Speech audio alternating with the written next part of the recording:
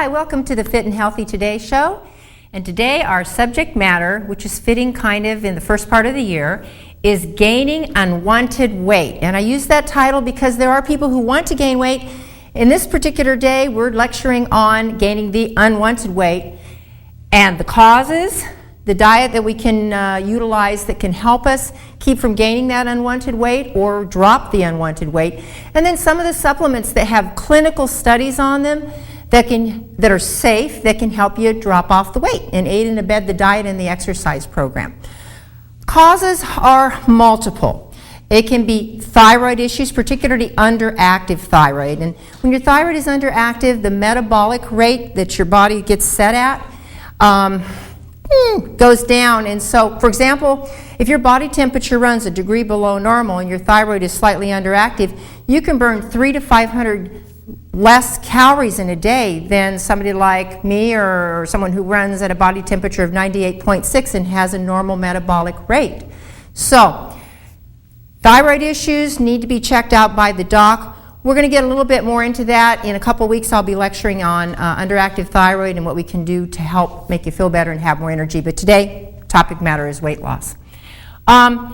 Part of the problem that we're dealing with when it comes to weight loss is we've got a lot of chemicals in our environment that are both estrogen mimickers, oh my God, all kinds. They block certain receptors, iodine receptor blocking, such as fluorides, chlorine, those types of chemicals that won't allow the body to function normal at its own regular metabolic rate.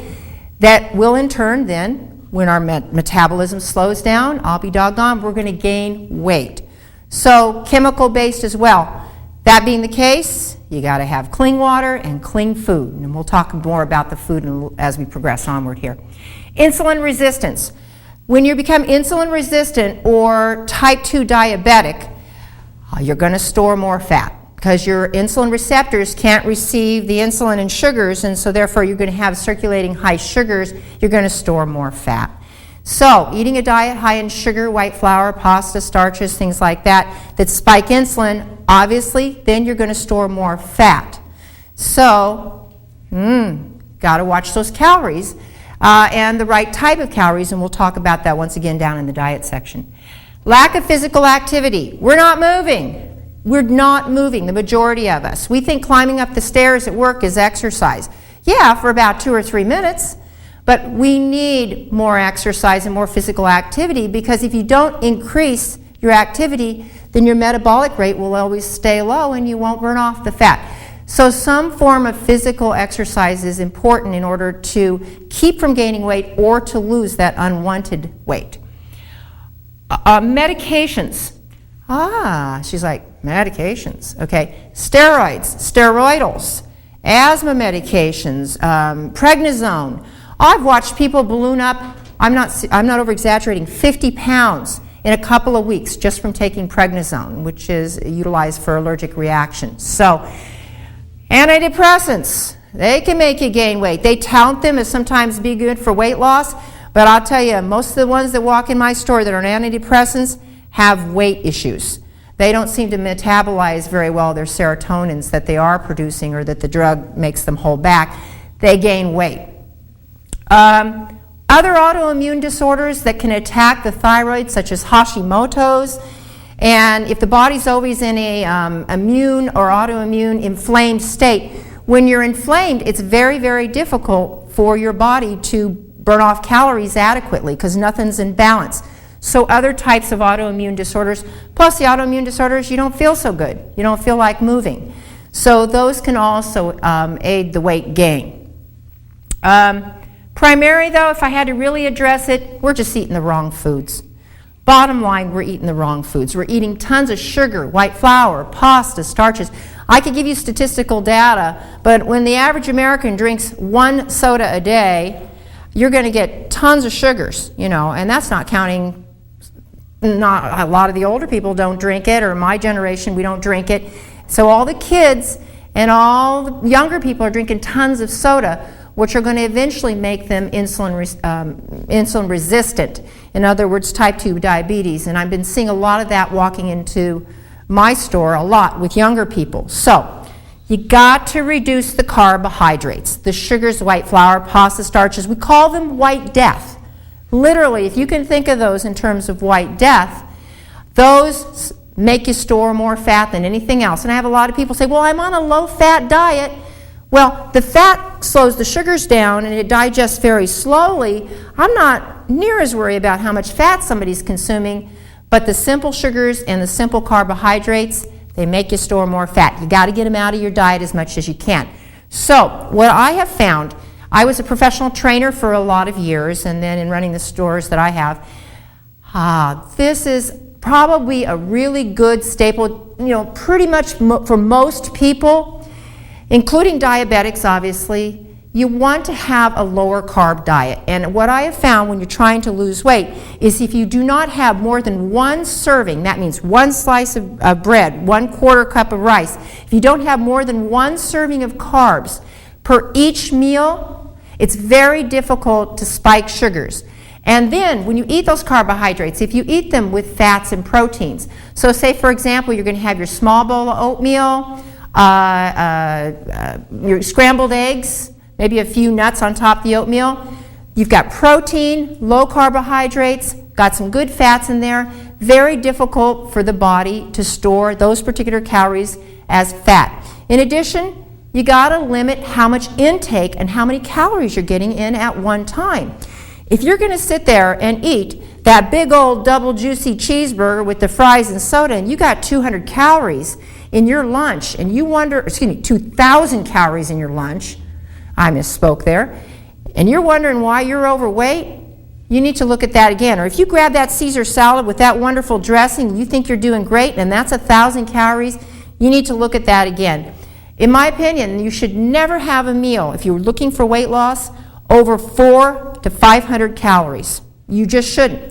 Because what happens is when your body and your liver and your muscle glycogen can only store so many calories, so much sugar. If you eat a meal that's dense in calories, you're going to have an overflow of all these calories, and the body's going to say, okay, we don't need to use this right now, let's store it as fat. So those smaller meals throughout the day is one of the best plans in trying to lose weight and keep weight off. Lots of veggies and lean protein. Remember how I told you no more than one serving of carbs per each meal? Absolutely. Throw in your celery and your almonds and your wonderful vegetables, because they're very bulking and they fill you up. When you get filled up, guess what? You won't go try to grab that ice cream or that root beer float or the cookies that are in the cabinet that are good. Yummy, wonderful. The problem is they're very calorie dense and you will store them as fat. High fiber. Now remember, fiber slows the digestion down. It also cleans the bowel and keeps things moving and removes estrogen metabolites. But fiber absolutely will help curb the appetite. And there's certain types of fibers that are better at that supplement-wise, but primarily your fruits and vegetables, wonderful ways to fill things up, and they're yummy too. Of course, a lot of people, it takes some getting used to. When we're talking about exercise, and I'm going to get into the little tips of how you can get in the fat-burning mode in the fitness portion of our show, but you've got to exercise more than 3 days a week if you want to lose weight. It isn't going to happen very readily if you're only exercising 3 days a week. You need a minimum of 5 days a week, 30 minutes. Now, the best time to exercise to lose fat is first thing in the morning before you have eaten anything. Now, if you're hypoglycemic, you might want to have a small snack, half hour or so before you work out. But if you don't have blood sugar problems and you're in normal range there, you're exercising first thing in the morning and taking that pooch for a walk, Tai Chi, whatever you're doing to get the heart rate up is going to help you burn off fat the best, because you don't have any glycogen stores. So your body in an aerobic state, that means when your heart reaches a certain point and you're oxygenating, you'll burn off tons of fat. So first thing in the morning, or at the least, not have eaten a 400 or 500 calorie meal for at least 2 to 3 hours. So you ate your lunch, you're going to stop off at the gym before you get home and make dinner. Wonderful time then to do your cardiovascular, okay, for fat burning. In addition, weights and weight training can also help keep weight off, because remember, muscle burns a lot of calories. To maintain this beautiful muscle here, it takes calories. And so if we can get the muscle toned, you can spare a little bit or 200 or 300 extra calories a day when you've got good muscle. We're going to talk a little bit about the supplements that I know really can aid and abet weight loss. Now, number one, before as a trainer, I always would get people on a cleanse, a whole body cleanse, to get their bowels moving, to get their liver, all those things moving so that they can burn off fat better, because a clean body and a detoxified body will burn off fat better. It just will, and I know it always helped my clients when we did that first. Supplements. Now, kelp is a very good source of iodine. With the government promoting and everybody promoting a low sodium diet, we need to get iodine levels up. Very few people, I think, are probably getting adequate, unless they're supplementing with a good multiple, adequate amounts of iodine. Another problem we're dealing with, as I mentioned before, things like chlorine, fluoride in the water. They block the usage of other halogens on the periodic table. They block the usage of these other halogens, so you can't utilize your iodine, which feeds your thyroid. You got to have iodine. So kelp is a real good source, a food source of iodine. Medium chain triglyceride fats, also known as MCT oils. They're found in coconut oil, coconut, and in butter, believe it or not. Everybody says, no, avoid butter, do the margarines. I wouldn't touch margarine trans fats for nothing. But butter has something in it called butyric acid, which is actually very anti-colon cancer as well, too. But these are medium chain triglyceride fats that curb the appetite, and they can increase, now this is clinical studies, 25 to 30% increase in burning fat calories.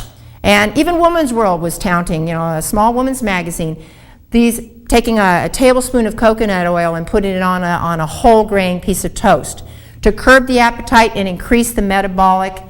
It works. And don't be so fearful of your butter on your toast either, because we want to keep the calories under control, but once again, it does curb the appetite and increase the body's ability to burn off fat. Green tea and oolong tea. Now, there's a component in it called EGCG, and I'm not talking about the multivitamin touted on the TV. We got EGCGs. That's an inadequate amount. It takes at least 500 milligrams of that 2 to 3 times a day in order to burn off fat. But what it does do is it slows down body fat storage, and it can increase your calorie fat burning by right around 200 calories. I mean, that would be, for my diet, right about 1/10 of what my caloric intake is. So, hey, it's worth that couple cups of tea, huh? CLA. I know we have a local doctor in town, Dr. Lindbergh. He recommends CLA. It's very anti-breast cancer. It helps bowel. But CLA, in the American Journal of Clinical Nutrition, there was a study done. Okay. They had a CLA group, lost 5 pounds of fat, and gained 2 pounds of firming muscle. You're thinking you gain muscle by doing a fat? Yes, without dieting or exercise in just 1 year, just by using CLA. That's pretty phenomenal, because when you gain the muscle, then you burn off more fat, plus they lost the fat. Very good, safe supplement that will not give you the jitters. Chromium picolinate. As a professional trainer, that was besides a good multiple vitamin, because you got to have nutrients in order to burn off fat, and I know that's not on here, and I'm not talking about a grocery store brand. I mean a good multiple vitamin that has good absorption. Aids the body's ability. You need certain vitamins to burn off fats. Very, very important. But chromium picolinate is a mineral, and what it does is it improves the insulin system. As I noted on here, it helps with blood sugar stabilization. A lot of diabetics, and I'm hypoglycemic, we take it for blood sugar stabilization, but there was a really cool study done. In the women that took chromium picolinate in a 200 microgram level twice a day, they lost 84% of their weight from fat. Now in the control group, or the placebo group, they lost 92% of their weight from muscle. Okay? Oh boy, I think I'd rather lose the fat. So chromium will help you, and this is pretty substantial statistical difference. HCA, hydroxycitric acid. It interferes with an enzyme that triggers the formation of fatty acids. So the study that I listed on here, they found that participants ate 30% less food. Yeah, appetite curbing here. When they did the HCA product before a meal, particularly that has carbohydrates. Starch blockers, we call them carb blockers. They'll bind to the carbs, take them to the bowel, remove them out so you don't utilize them. Very safe, unlike some of this Xenical and all these other products. Very, very safe. Ketosan and other soluble fibers. Study done on a 1,000-calorie diet, 4 weeks, 13% weight loss versus 4% in the placebo group. Plus, we got an added benefit. The cholesterol went down. So, Ketosan, if you're allergic to shellfish, you got to be mindful of that. But it binds to fats. These soluble, they curb the appetite. They basically will help the body rid themselves of estrogen metabolites. It moves the bowel along a little bit better and removes some of those bad fats you may not want to have. 5-HTP, boosting serotonin or getting serotonin levels up in the brain. When you're depressed, and in the wintertime we tend to be a little lower serotonin, we'll get wanting to eat the carbohydrates, and because the carbohydrates will raise the serotonin. Well, if we do the 5-HTP, and mind you, you can't do this with antidepressants, but if you're not on antidepressants, utilizing 5-HTP helps you sleep better, but it also helps you crave less carbohydrates.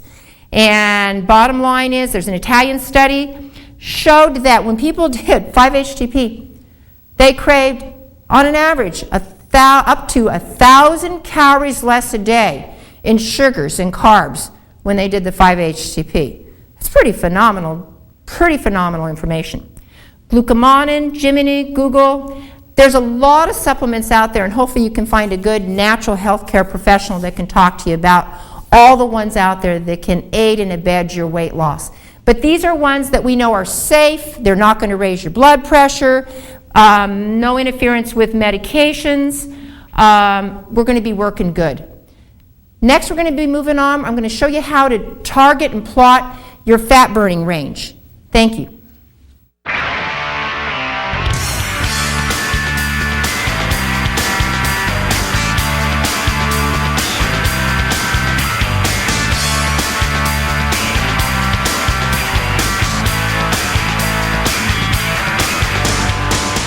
Hi, welcome to the fitness portion of our show, and as promised, I'm going to show you how to figure out your target range for fat burning, okay? Very simple mathematical formula if you can just remember your multiplication, which my 11-year-old son doesn't like very much. All right, you take 220 minus your age. Here I gave an example. Minus 50 years old equals 170. I'm going to take that times 0.7 to 0.6 to 0.7. We come out with a target range. So a person who's 50 years old will burn fat best at between right about 102 to 119 heartbeats per minute. So check your pulse as you're walking, best that you can, to try and figure out whether or not you're within that target fat burning range for your age. Obviously, if you're 70, if you're 20, it's going to be different. So, but someone in this age category, hey, we already did the homework for you. Next, we're going to be moving on to the research portion of our show. Thank you very much.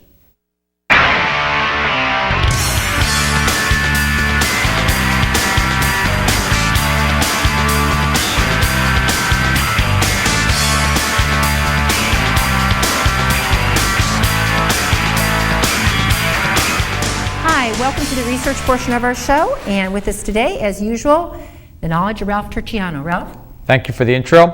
Well, today I have to give my handout to the Associated Press and actually did some excellent investigative reporting for a change, which I'd like to see encouraged more. But it's what the investigative reporting was in regards to.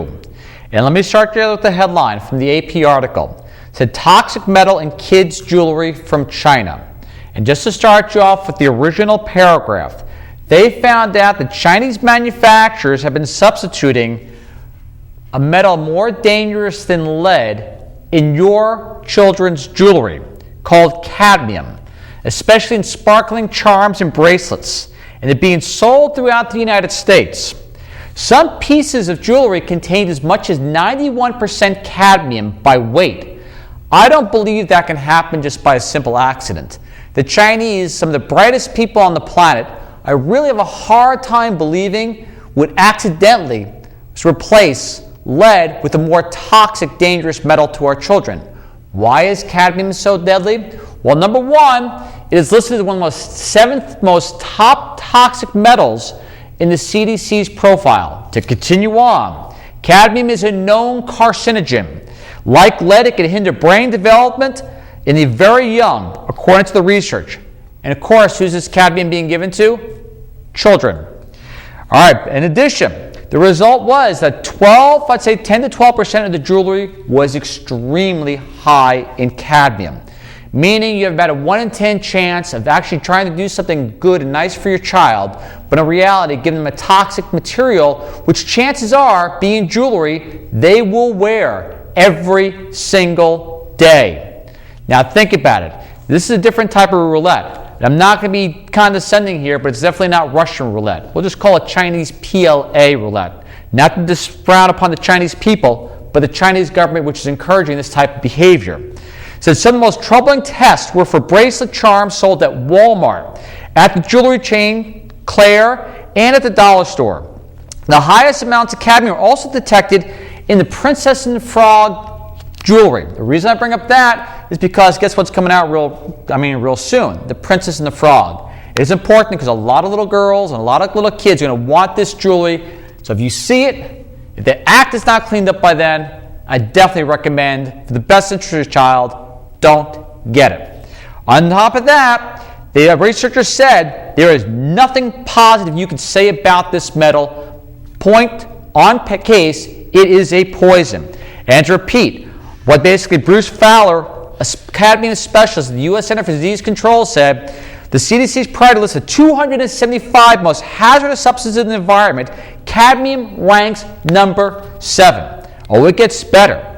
Now think about this. Lead in kids' jewelry is illegal, down to like 0.03, a small amount. But listen to this. There's a patchwork of federal consumer agencies which are out there. They don't have the manpower to watch every good that comes across from, overseas. But who in the right mind would think that someone would put cadmium in children's jewelry? They said, quote, if the products are painted toys, they would face a recall. If they were industrial garbage, they would qualify as hazardous waste. But since there are no cadmium restrictions on jewelry, they are sold here legally. And basically they said, all the Chinese manufacturers turn to cadmium, and they really don't have a clue why. Some of the explanation they tried to whitewash in the article is basically it's a cheaper substitute than lead, since lead is now banned, supposed to be banned in more Chinese jewelry. Obviously, if you look at the toys, recently we've been noticing some recalls come from China on lead toys still come to this country. And that's not even the best part. My best part is the doublespeak, for those who remember George Orwell's 1984. The doublespeak coming from such companies as Walmart and Disney. How would they respond to this? Not the response you see in the paper today. The response they gave a few days ago when they first found out about their children's toys being poisoned. Then in a separate written statement, Dickens at Walmart said they consider safety a very high priority. Congratulations. Quote unquote, we consistently seek to sell only those products that meet safety and regulatory standards, Walmart said. Quote unquote, Walmart. Currently, there are no required cadmium standards for children's jewelry. Nice going, Walmart. As with the case of every importer or retailer responded to the Associated Press request for the comment on the test, neither Sunland nor Walmart would address whether the results concern them if the products should be recalled or not. I guess they're worried about the dollar signs in regards to your children. Coming from Walt Disney. Walt Disney Company, which produces, obviously, the popular animated movies, said in a statement that the test results provided by the manufacturer in regards to the Princess and the Frog toys, Rhode Island-based FAF Incorporated, showed the item complied with all applicable safety standards. What they're trying to say is legal standards. It has nothing to do with the fact that cadmium is one of the most toxic metals that you could possibly put around your child's neck. It's legal.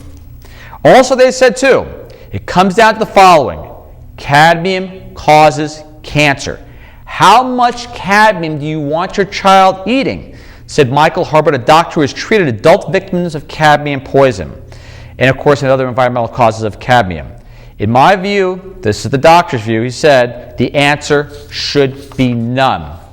She said also, too, that this could be going on for quite some time as there has been no enforcement actions against any company being caught putting cadmium in their children's jewelry, toys, belt buckles, just shoelace holes, whatever you want to call it. So they say, quote unquote, they said we are a small agency, so we can't do everything we think would be a good idea. We have to try to pick our spots.